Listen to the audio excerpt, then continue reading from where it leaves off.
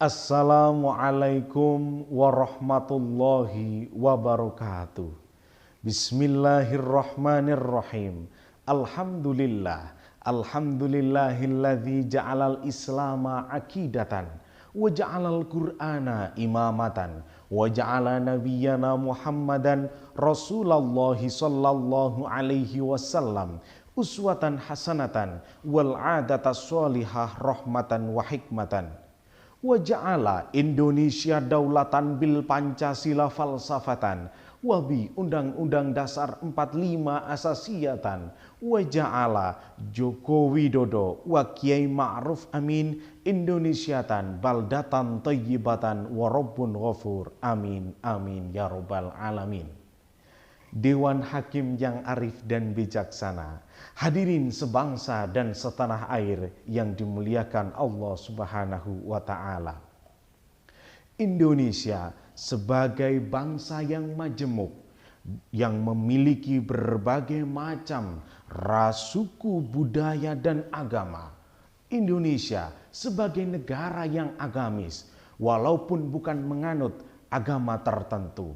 Hal ini dapat kita rasakan dan dapat kita lihat di mana hampir tidak ada aktivitas bangsa Indonesia yang lepas daripada nilai-nilai keagamaan.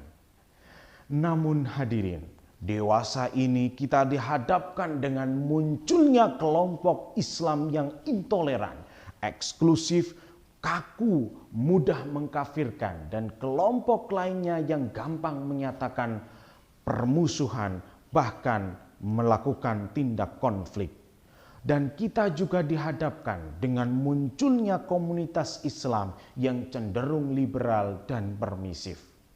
Kedua kelompok tersebut tergolong sebagai kelompok yang ekstrim kanan, tatarruf tasyahudi, dan ekstrim kiri, tatarruf tasyahuli, yang bertentangan dengan wujud ideal dalam mengimplementasikan ajaran Islam di Indonesia, bahkan dunia. Sebagaimana kita ketahui bersama bahwa pada tahun 2020 terdapat lonjakan kasus intoleran, terdapat 422 kasus, di mana berdasarkan hasil riset setara institut yang dikutip dari kompas.com. Orang yang ekstrim kanan dapat kita tandai dari jargonnya.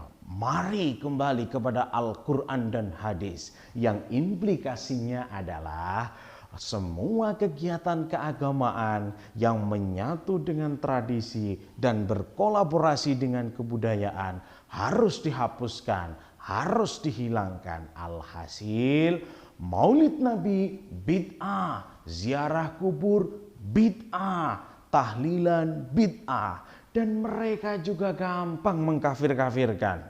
Nasionalisme kafir, ideologi Pancasila kafir, dan yang lain sebagainya. Dan mereka yang menganut sistem ini, maka mereka semua kafir. Dan puncaknya adalah irhabi, yaitu yang kita kenal dengan terorisme. Mereka biasanya mengutip ayat Al-Quran yang berbunyi Bismillahirrahmanirrahim, wa man lam yahkum bima anzalallahu faulaika humul kafirun, yang artinya mereka yang berhukum selain pada hukum Allah, maka mereka kafir dan halal untuk dibom. Sedangkan orang yang ekstrem kiri dapat kita tandai dengan sikap liberalisme, membebaskan, menggampang-gampangkan agama.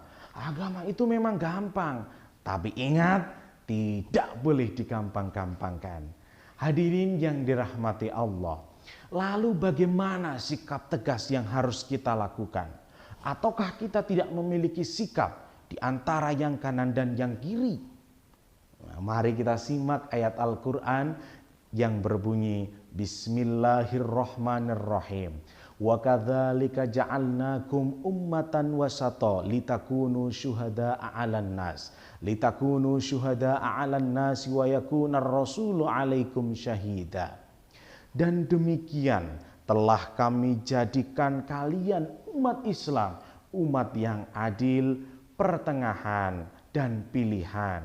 Dan kami jadikan kalian untuk menjadi saksi atas seluruh umat manusia, dan Rasul Muhammad sallallahu alaihi wasallam menjadi saksi atas kamu. Kita harus berpegang teguh pada keadilan, namun kita harus memiliki sikap di antaranya. Yang pertama adalah tasammuh, toleransi.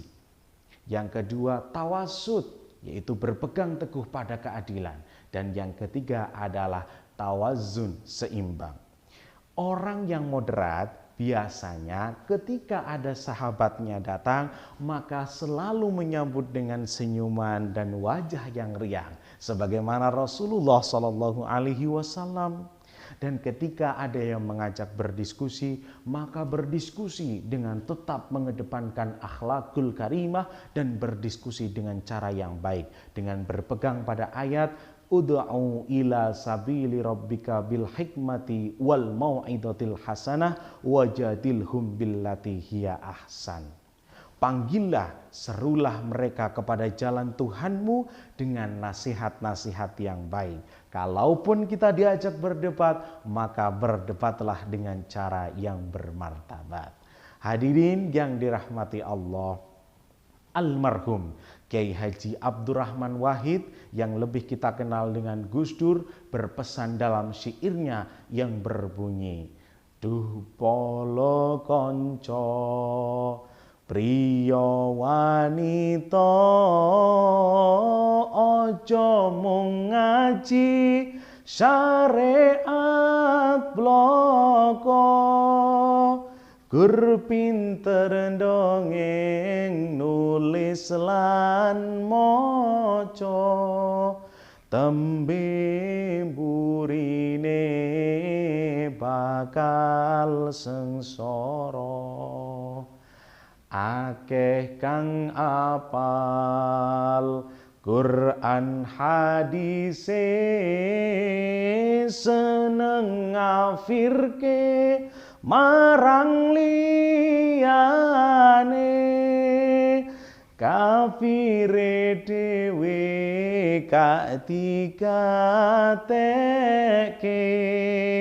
yen isih kotor ati akale, kelawan kanca dulur lan tangga kang padha rukun padha asiya, iku sunahe Rasul kang mulya Nabi Muhammad panutan kita. Tidak berlebih-lebihan atau keseimbangan dalam hidup merupakan karakteristik ajaran Islam, termasuk dalam beragama. Islam mengajarkan kepada umatnya untuk menjadikan kehidupan dunia dan akhirat untuk saling melengkapi. Kita tidak boleh hanyut dalam materialisme dan tenggelam serta hanyut dalam spiritualisme.